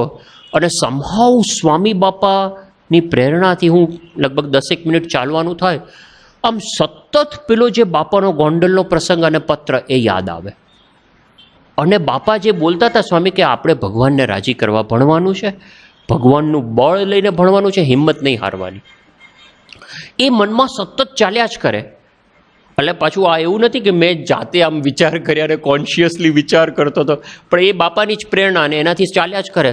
અને હું છેક ત્યાં સુધી ગયો, ડ્રોપ બોક્સમાં ફોર્મ ડ્રોપ કરતો હતો, અને સંભાવ સ્વામીની એવી પ્રેરણાથી મેં ના નથી કરવું, જે થાય એ કમ વોટ મે. ડૉક્ટર સ્વામી ઘણીવાર કહે છે ને કે કમ વોટ મે, જે થાય એ, ફેલ તો ફેલ, પણ બાપાની આજ્ઞા તો પાડીએ આપણે. બહુ તો શું થશે, ફેલ થઈશ તો ફેલ થયો, જે બાપાએ કીધું છે ને તો આપણે કોઈ વાંધો નથી, કરીએ. એટલે કોર્સ ડ્રોપ કર્યા વગર પાછો આવ્યો.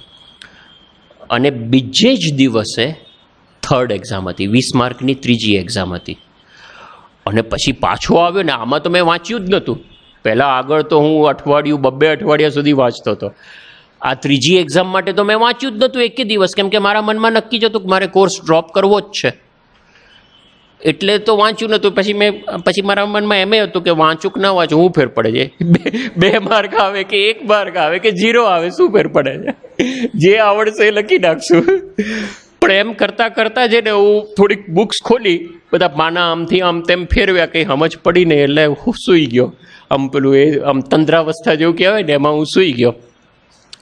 અને રાત્રે લગભગ 12-12:30 વાગે સડનલી જાગી ગયો. પણ કેમ કે આમ સૂઈ ગયો તો ખરો, પણ નહીં આમ ડીપ ઇન અવર માઇન્ડ આમ પેલું ટેન્શન હોય, એટલે આમ સડનલી જાગી ગયો. અને જાગીને ખબર નહીં આમ ઊંઘમાં જ ઊભો થયો. પેલું એક કબર્ડ હતું, એ કબર્ડ ખોલ્યું, એમાંથી મેં ડાયરી કાઢી, ડાયરી ખોલીને વાંચવા બેઠો. અને હું જ્યારે ટેબલ પર એ ડાયરી ખોલીને વાંચવા બેઠો ને ત્યારે આઈ રિયલાઇઝડ કે ઓ હું તો ઊભો થયો છું, આ મેં ડાયરી લીધીને વાંચી. આમ બધું આમ મિકેનિકલી ચાલતું હોય ને, પેલું સ્લીપ મોડમાં એવી રીતે ચાલતું હતું, પણ ડાયરી ખોલી પછી જાગ્રત થઈ ગયો. અને એ ડાયરીમાં મેં જોયું તો પૂજ્ય ડૉક્ટર સ્વામીનું એક શિબિરમાં આપેલું પ્રવચન હતું. બોચાસણમાં શિબિર હતી, એ શિબિર મેં એટેન્ડ કરેલી, એમાં ડૉક્ટર સ્વામીનું પ્રવચન હતું, એ મેં એ ડાયરીમાં લખ્યું હતું. અને આપને બધાને ખ્યાલ છે ડૉક્ટર સ્વામી ઘણી વખત પેલી લેંડિયાની વાત કરે છે. પેલો સિંહ છે ને, કે સિંહને ઘેટા ભેગો ભળી ગયેલો સિંહ, એ આખી જે યોગી બાપાની બોધકથા છે લીંડિયો, એની ડૉક્ટર સ્વામી વાત કરે છે. અને પછી એમાં ડૉક્ટર સ્વામી કીધું કે આપણે સિંહ છીએ, આપણે ઘેટા નથી. કારણ કે આપણને ભગવાન અને સંત મળ્યા છે, એમનું બળ લઈએ ને તો જે ધારીએ થઈ શકે. આ બધી વાત અંદર લખેલી. એટલે મેં કીધું આ બધું ખાલી આપણને સત્સંગમાં એમને એમ કહેવામાં આવે છે કે હકીકત છે? આપણને છે ને ઘણીવાર એવું થાય કે આ બધી અહીંયાથી મોટી મોટી વાતો થાય છે, આ બધું બરાબર છે, પણ આ આપણા કામનું નહીં. જે પેલા અમેરિકાનો જે સર્વે હતો ને એના જેવું, કે આ બધું વાત થાય છે પણ મારા કામનું નહીં. તો કે મેં કીધું આ ખરેખર હકીકત છે, સત્ય છે. અને એ વખતે પછી મેં કીધું લેટ મી જસ્ટ ટ્રાય. હવે આપણે ખરેખર ભગવાનને પ્રાર્થના કરી એમનું બળ લઈ અને મહેનત કરવાની પ્રયત્ન કરીએ, અને ખરેખર માનવાનો પ્રયત્ન કરીએ કે ભગવાન મારી સાથે છે અને ભગવાનના બળથી કાર્ય થાય છે. જોકે એમાં એ વખતે છૂટકોય નહોતો કંઈ. રાત્રે 1 વાગે, બીજે દિવસે સવારે 8 વાગે એક્ઝામ હતી, 9 વાગે, અને રાત્રે 1 વાગે મેં કંઈ વાંચ્યું નહોતું. એટલે પેલી મારી હાલત છે ને દ્રૌપદી જેવી હતી. કે પેલું દ્રૌપદીએ પેલું એનું જ્યારે વસ્ત્રાહરણ થયું તો પહેલાં કીધું હે અર્જુન તું મને બચાવ ને, હે આ મને બચાવ ને. પછી કૃષ્ણને જ્યારે મળ્યા ને ત્યારે કૃષ્ણને એણે ફરિયાદ કરી દ્રૌપદીએ કે તમે મને બચાવી કેમ નહીં પહેલાંથી, આટલું બધો વખત સુધી તમે પેલું કર્યું.